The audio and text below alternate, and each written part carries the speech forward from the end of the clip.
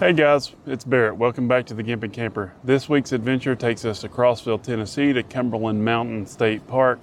Cumberland Mountain State Park is a really nice park. I've never been here before. I just came up for the weekend and I was really surprised at all they had to offer. It's been on my to-do list for a while, but I've just not got up here. I'll start out by saying, as far as Verizon service goes, a lot of the compendium reviews had 3 or 4 bars on there for Verizon service for 4G LTE. And that wasn't quite our experience. We have more of 1 to 2 here in the campground. Now, when we were up in that area where the playgrounds and stuff are, it was 3 bars up there. But down here in the campground, about everywhere that I walked around to anyway, I only had 1 to 2 bars. I will say that their Wi-Fi service here is better than about any free Wi-Fi service that I've ever been to. Usually I don't think it's worth connecting to at all, and I usually don't even try, but since we were down to 1 bar for a little bit and it was a pretty inconsistent signal, I thought I'll give it a try. And it worked really good. I mean, it's not like the greatest speeds, but I averaged probably 4 to 5 download and 2 to 4 upload, so that's not too bad. Granted, there's nobody really here sharing the signal.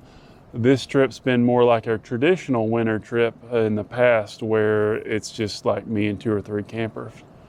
I will say that this area in Area A, I think I counted 4 Wi-Fi antennas. 4 antennas. And so that could be why I'm getting pretty decent reception for the Wi-Fi. Now granted, the download speed only being 4 to 5 is not the fastest speed in the world, but it did seem to be more consistent than my Verizon signal. So this park, the reason it's called Cumberland Mountain State Park is it is on the Cumberland Plateau here in Crossville. The Cumberland Plateau is actually a part of a larger plateau called the Appalachian Plateau that goes from parts of Georgia and Alabama, Tennessee to Kentucky. It's a little bit higher in elevation, of course. And because of that, it can be a little cooler up here in the wintertime. There's still some snow randomly laying around from a dusting that they had a week or 2 ago. This park is 1,720 acres. It's very beautiful. There's a lot of stuff to do here. They have boat rentals. They have a dock down there. The dock was actually really pretty, along with a walking bridge that walks across the water right there. At the dock down there in the summertime, I believe they rent out the paddle boats that are down there, and they had a couple of like regular boats and that kind of stuff. There had signs about no swimming, and I didn't really see any areas that were marked off for swimming in the lake. I know that they do have an Olympic-sized swimming pool here somewhere, but I never ran across that either. I know that it's been closed this year due to COVID. It's pretty up in the air for this next year about whether the state park pools will be open or closed. I hear that a lot of those are going to be closed in 2021. If you're looking for other things to do, they have countless hiking trails here. They even have a bear trace golf course. Now the golf course is a couple of miles away from the park, and I went down there to check that out and just get some pictures, just kind of get an overview of the place. And the entrance was blocked off, being that this is off season. So I couldn't even get to the golf course to even take a look at it. So this park was built in the era of the Great Depression. What ended up happening is they transplanted quite a few people to homes here that they had built specifically for these people at very low interest rates. And from what I understand, this park was built for a recreational area for all these people that they brought into the area. The park was then handed over to the state of Tennessee in 1938. And I went down to the Homestead Tower Museum. It says that it's open online, but it's closed, I guess, due to COVID. But I was very interested to find that they had a sign out front that stated that there were originally 252 homes built. And out of those 252, 210 remain. I mean, they look to be well-built homes because they're all brick and rock, and they have stood the test of time. Just driving around the area, you can see that a lot of people still live in these homes today.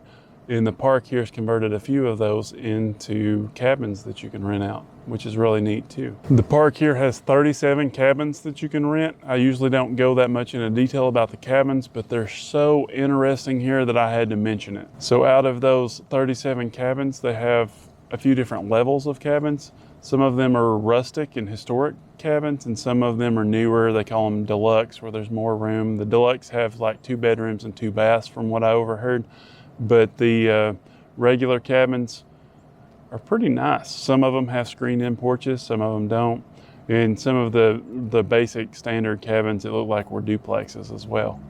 Now, of the historic cabins, I think they said that there were 11 is what I read, and so they've been here for a while. And a lot of these places are places that were these old buildings that they renovated in order to rent them out as cabins. 2 of these places in particularly stood out to me. One was Coon Hollow, which is right past the deluxe cabins when you're driving down the road. In that place, I like the feel of it, and it was kind of off by itself. Apparently it's 3 bedrooms in there. The pictures online look really nice. I'll try to share those with you here. Of course, those come from the Tennessee State Park website, so I have to give them credit because I couldn't get in the cabin. As well as the best place that I saw, the best place in the whole park to stay. Forget campsites, forget other cabins, forget anything, but the old mill, I think they call it the mill house. It never was actually a mill from what I understand, because it looks like local businesses thought that that was unfair for them to have a subsidized mill here. And so it never was opened, even though it was completed, with the exception of just fine tuning the little details like the water wheel and all that. But the mill itself is in the most beautiful area of the park. So it's right beside the historic bridge. There's a little bit of like a waterfall coming down through the bridge, as well as over on the other side, it looks like. And it's just a really beautiful area. And looking at those pictures of the inside of that mill house, that is somewhere that I would like to stay at. It's a little bit more expensive than staying in the campsite, but just to be right there in that area, I think it would be totally worth it. The campsites here at Cumberland Mountain State Park are very varied in nature, we'll say. There's 5 different camping areas, which are basically loops, and these camping areas or loops are labeled 1 through 5. So area 1 is the only area that's open here in the winter time, and it's February right now, so it's where I had to stay. It is more close together. You have to be careful about, being real tight to your neighbors. A lot of these sites aren't very level, and some of the sites are like narrow with a bank coming straight off of one side. Now there are some pretty decent sites in here, and if you don't mind being pretty close to people, especially if you want a sewer hookup, because there are some sewer hookups here in area 1. Not all of the sites have sewer, but some of them do. Now along with that, I'll remind you that if you're using a handicap discount or anything like that, the sewer sites are considered premium sites, and they do not give you a discount on those. I'm going to share the sites that I recommend that you can stay at here and the sites to stay away from. I'll tell you that we're in site 25 here. We had originally booked site 8, which didn't appear to be that great of a site. So I went down to the office, and the campground's basically empty. You can see there's nobody behind me, and they let me change my spot. They recommended this spot, and it's been a great spot. But we'll get into more about the campsites in particularly in a minute. I'm just doing a general overview right now. The other camp areas were all blocked off to road traffic, so I couldn't drive back there. And this is a very large park, and these gimpy legs, they didn't want to walk too far. And so most of the area that I went to was area 5, because looking at some other videos, area 5 looked like it was the creme de la creme. And let me tell you, it was some nice campsites up in there. So when we get to that area specifically, we're going to talk about a lot of those here in a minute. But area 5, basically all the other areas, even the couple areas that I walked through, I didn't want to make this video too long, so I didn't notate sites anywhere else. About any sites other than in area 1 here seem to be spread apart a little bit further, have a little bit more privacy, and a lot of them were fairly level. So I don't think that it'd be a bad idea to venture out of area 1 if you can leave that sewer connection behind. Now area 5, the only thing that I can say negatively about it is that it's on a hill, but almost all of those sites are decently level. You're just going to be on a little bit of a hill when you back in. On the back sides that we'll get to here in just 1 second, that was pretty iffy because the hill was then going downhill, and it was a pretty sharp curve to get into some of those sites. And depending on your rig, you might have a problem with some drag or something doing that, but I don't think that you would in most cases, as long as you didn't roll forward, which today's day and time, most trucks have automatic transmissions, and I don't think that that's going to be as big of an issue. All right, so now we're going to talk about the sites that I would stay at if I was to stay here, and the ones that I would avoid in particularly, okay? So it's our normal format here, and I'm going to say Loop 5 is going to be my favorite, okay? I'm going to keep these sites separate from the Area 1 sites, which will follow, and that's going to be time-stamped in the area down at the bottom. So if you want to skip these to go to Area 1 so you can find a sewer site or whatever, then that's fine. Or if you're going in the wintertime, like I say, it's the only place open. So we're going to start with Area 5 because these sites are so spread out. Now, I mean, a lot of these sites going up this hill, they're not like really far apart. Some of them are, but a lot of them are far enough apart where it's not going to be an issue with your neighbor. So, and then you got some elevation difference on top of that, and it seems to make it feel like it's more spread out. But I would say under normal circumstances, you got about 15 feet between most of these sites. And a lot of them are really long too. So the sites that I would recommend is going to be from site 116 all the way down to 137.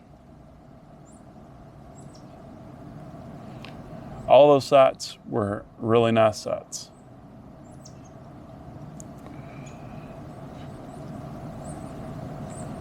Then I'm going to recommend site 146, site 142.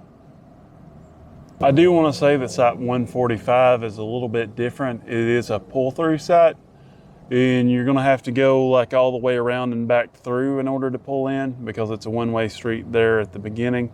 But I do want to mention that it's not the best site because it's real steep at the end where you have to pull out. But at the same time, the site's very large and the site itself is pretty level. It's just the very end where you're going to pull out goes nose down quite a bit, and you might have an issue with dragging there, and you might have an issue with turning left to come back out of the park.